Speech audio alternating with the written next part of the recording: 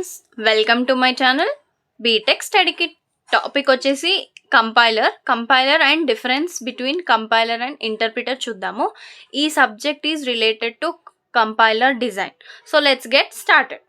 So compiler అంటే ఏంటి చూద్దాం. కంపైలర్ అంటే ఒక సాఫ్ట్వేర్ లేదా ఒక program that converts high level language to low level language. ఇక్కడ హై లెవెల్ లాంగ్వేజ్ని మనం ఇంకేమనొచ్చు, సోర్స్ లాంగ్వేజ్ అనొచ్చు, అంటే మనం ఇచ్చే లాంగ్వేజ్. అంటే ఇక్కడ హై లెవెల్ లాంగ్వేజ్ అంటే మన understandable language. We can simply say that human readable language, ఓకేనా. అండ్ లో లెవెల్ లాంగ్వేజ్, టార్గెట్ లాంగ్వేజ్, మనకి ఏదైతే కావాలో అది.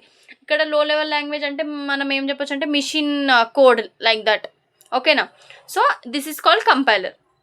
Compiler is a software or program that converts high-level language or source language to low-level language or target language. This is definition of compiler. ఇక్కడ ఏముంది చూడండి. It also reports errors present in source ప్రోగ్రామ్లో ఎర్రర్స్ని కూడా report చేస్తుంది అనమాట. So normal simple diagram చూద్దాం. Compiler ఏంటి, source programme తీసుకుంటుంది, టార్గెట్ ప్రోగ్రామ్ అంటే లో లెవెల్ లాంగ్వేజ్ ఉన్న ప్రోగ్రామ్ మనకు వచ్చేస్తుంది అవుట్పుట్. వార్నింగ్స్ ఏమన్నా ఉన్నా ఇస్తుంది, ఎర్రర్స్ ఉన్నా చూపిస్తుంది, రెండు చూపిస్తుంది. వార్నింగ్స్ ఎర్రర్స్ అనేది డిఫరెంట్, ఓకేనా. మనకు తెలిసింది అది వార్నింగ్స్ ఎర్రర్స్. ఫస్ట్ తీసుకునేది సోర్స్ ప్రోగ్రామ్ తీసుకుంటుంది, కంపైలర్ తీసుకొని కంపైల్ చేసి టార్గెట్ ప్రోగ్రామ్ అనేది మనకి ఇస్తుంది అవుట్పుట్గా, ఓకేనా. సో మళ్ళీ కంపైలర్స్లో టైప్స్ ఏంటో చూద్దాం. టైప్స్ ఆఫ్ కంపైలర్స్ ఏమేమి ఉంటాయి? టైప్స్ అంటే 2 టైప్స్ ఉంటాయి. ఫస్ట్ వన్ వచ్చేసి single pass compiler, second one వచ్చేసి మల్టీ పాస్ కంపైలర్.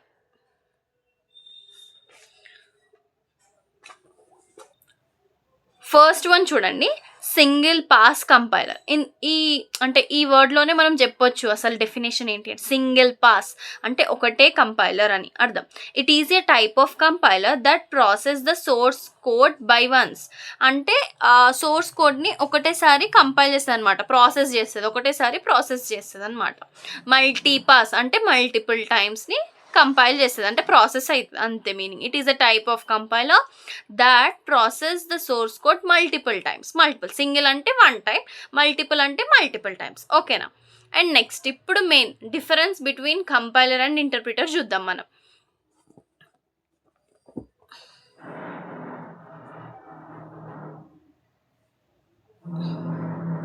సో ఇక్కడ చూడండి డిఫరెన్స్ బిట్వీన్ కంపైలర్ అండ్ ఇంటర్ప్రిటర్లో ఫస్ట్ కంపైలర్ ఇంటర్ప్రిటర్ డెఫినేషన్ రాద్దాం.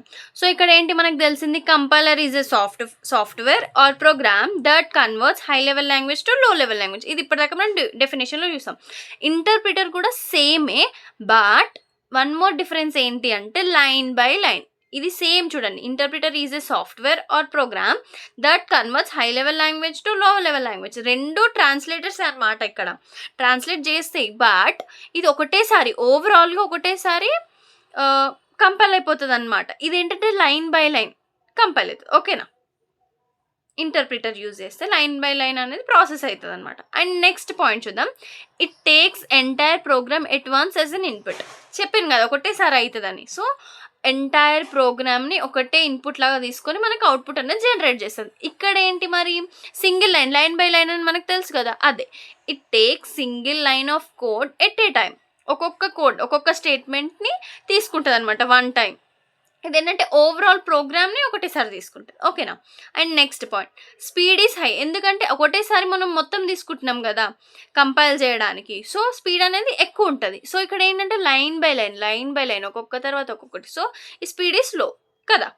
Next fourth one, it generates intermediate object code, so memory requirement is more. So ఏమంటున్నారు ఇక్కడ, intermediate object code అనేది generate అవుతుంది. So అది code generate అవ్వడం వల్ల అది స్టోర్ అవ్వాలి కదా. స్టోర్ అవ్వడానికి మెమరీ రిక్వైర్మెంట్ అనేది ఎక్కువ తీసుకుంటుంది. మెమరీ అని మనకి ఎక్కువ కావాలి కదా, so memory requirement is more. ఇక్కడ ఏంటి, దీనికి అపోజిట్ అనమాట. సో ఏమని చెప్పొచ్చు మనం, మెమరీ రిక్వైర్మెంట్ ఈజ్ లెస్. ఎందుకు మెమరీ రిక్వైర్మెంట్ లెస్? ఇక్కడ ఏమైంది, ఇక్కడ జనరేట్ చేస్తే ఎక్కువైంది, ఇక్కడ మరి లెస్ ఎట్లయింది అంటే ఇది జనరేట్ అవ్వలేదు అని అర్థం. నో ఇంటర్మీడియట్ కోడ్ క్రియేటెడ్, ఇక్కడ క్రియేట్ అవ్వదు, ఓకేనా. And next fifth point error గురించి చూద్దాం. All errors are displayed together. ఏంటి ఇక్కడ కంపైలర్లో ఒకటేసారి మనం ప్రోగ్రామ్ని మొత్తం ఒకటేసారి ఇన్పుట్గా తీసుకుంటాం కదా. సో నువ్వు కంపైల్ చేసేటప్పుడు అన్ని ఎర్రర్స్ అనేవి ఒకటేసారి డిస్ప్లే అవుతాయి, ఎందుకంటే మనం ప్రోగ్రామ్ అంతా ఒకటేసారి ఎంటైర్గా తీసుకున్నాం కాబట్టి. అండ్ నెక్స్ట్ ఇక్కడికి వచ్చేసరికి continuous translating of the program until the first error is met. అంటే ఇప్పుడు నువ్వు ఫస్ట్ ఒక స్టేట్మెంట్ తీసుకున్నావు, అది ట్రాన్స్లేట్ అవుతుంది, ఐ మీన్ ఇంటర్ప్రిట్ కంపైల్ చేసుకుంటుంది. సో అది అట్లా ఆ స్టేట్మెంట్లో ఏం ఎర్రర్ లేదు, అది కంపైల్ అయిపోతుంది అనమాట, అంటే ప్రాసెస్ అవుతుంది. నెక్స్ట్ లైన్ నెక్స్ట్ స్టేట్మెంట్కి వెళ్తుంది, నెక్స్ట్ ప్రాసెస్ అవుతుంది, అది కరెక్ట్ ఉందనుకో ఓకే. ఒకవేళ థర్డ్ స్టేట్మెంట్లో నువ్వు ప్రాసెస్ అయ్యేటప్పుడు ఏదైనా మిస్టేక్ ఇచ్చినావు అనుకో, అది అక్కడనే చూపించేస్తుంది అనమాట, నెక్స్ట్ స్టేట్మెంట్కి వెళ్ళదు, అక్కడనే చూపిస్తుంది. ఫస్ట్ ఎర్రర్ ఎక్కడ మెట్ అవుతుందో అక్కడనే అయిపోయి ఎర్రర్ అనేది మనకు డిస్ప్లే అయిపోతుంది అలా. ఓకేనా. So next 6th point, error detection is difficult. ఇక్కడ ఏంటి అంటే ఓవరాల్ ప్రోగ్రామ్ ఒకటేసారి ఇన్పుట్గా తీసుకొని అన్ని ఎర్రర్స్ అనేవి ఒకటేసారి చూపిస్తుంది కదా. సో అన్ని ఎర్రర్స్ ఒకటేసారి చూపించే వరకు మనకేం ప్రాబ్లం అవుతుంది ఇక్కడ, ఎర్రర్ డిటెక్షన్ అంటే ఎక్కడుంది. ఇప్పుడు ఒక ఎర్రర్ చూపిస్తుంది, అది ఎక్కడుంది అని ప్రోగ్రామ్ మొత్తం వెతకాలి కదా. సో అందుకని డిఫికల్ట్. ఇక్కడ ఏంటి లైన్ బై లైన్గా ఎర్రర్స్ అనేవి మనకి ఎప్పుడు ఏ స్టేట్మెంట్కి ఆ స్టేట్మెంట్కి ఎర్రర్స్ చూపిస్తుంది, సో అది ఈజీ ఉంటుంది. So error detection is easy. Next compiler or large. Compilers ఇవి ఇక్కడ ఈ కంపైలర్స్ ఎలా ఉంటాయి, లార్జ్ ఉంటాయి, పెద్దగా ఉంటాయి అనమాట. అండ్ ఇంటర్ప్రిటర్కి వచ్చే వరకు స్మాల్ ఇన్ సైజ్. ఇది ఏదైతే ఉంటుందో దీనికి ఇక్కడ అపోజిట్ ఉంటుంది, అంతే, ఏం లేదు, డిఫరెన్స్ అంటేనే అది. అండ్ ఎగ్జాంపుల్స్ చూద్దాం. కంపైలర్కి ఎగ్జాంపుల్స్ ఏంటి, C++. ఇక్కడ ఇంటర్ప్రిటర్కి వచ్చే వరకు Python and ruby. So this is about difference between compiler and interpreter.